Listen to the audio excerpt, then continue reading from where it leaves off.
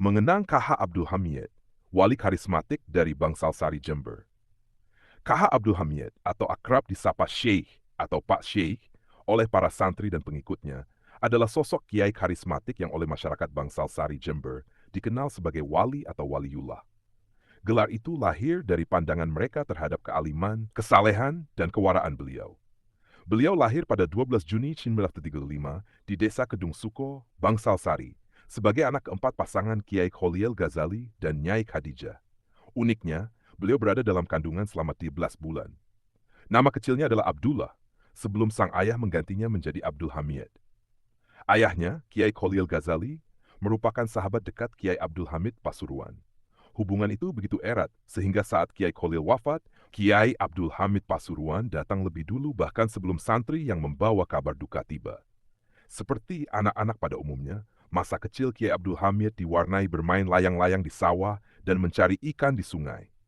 Meski kadang nakal, beliau tak pernah menyakiti orang lain.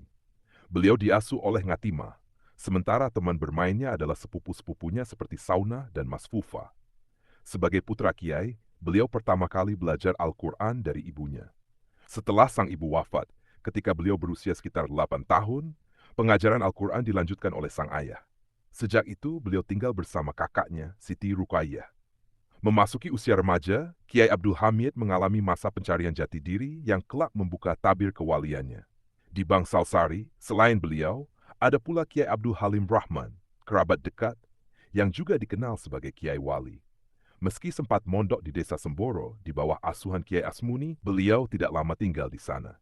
Lebih sering, beliau menetap di rumah KH Ishak atau Mbah Basar yang dekat dengan pondok. Menariknya, beliau mengaku bisa membaca kitab tanpa pernah menempuh pendidikan pesantren secara formal. Kepada anak-anaknya, beliau sering mengatakan, "Saya tidak pernah mondok, tapi bisa langsung mengaji." Kegemarannya berziarah membawanya ke berbagai makam wali, termasuk di Demak dan Batu Ampar Dura. Pernah, beliau melakukan perjalanan ziarah selama 4 tahun menggunakan sepeda ontel. Saat berziarah ke makam Sunan Kalijaga, beliau mendengar suara gaib yang memberitahukan bahwa ia telah mencapai tujuan dalam memahami kitab dengan makna tanpa belajar formal sebelumnya. Selain ziarah, Kiai Abdul Hamid dikenal memiliki amalan khusus, di antaranya menghatamkan Al-Quran dari pukul 6 pagi hingga 2 siang. Beliau meyakini sabda dalam hadis qudsi bahwa orang yang sibuk membaca Al-Quran dengan niat tulus akan diberi keutamaan lebih dari apa yang diminta orang lain. Kiai Abdul Hamid juga memiliki kemampuan spiritual unik, bahkan dalam permainan sepak bola. Ia pernah membentuk tim Rantai Emas dan menjadi kiper yang dikenal sakti, sehingga timnya selalu menang.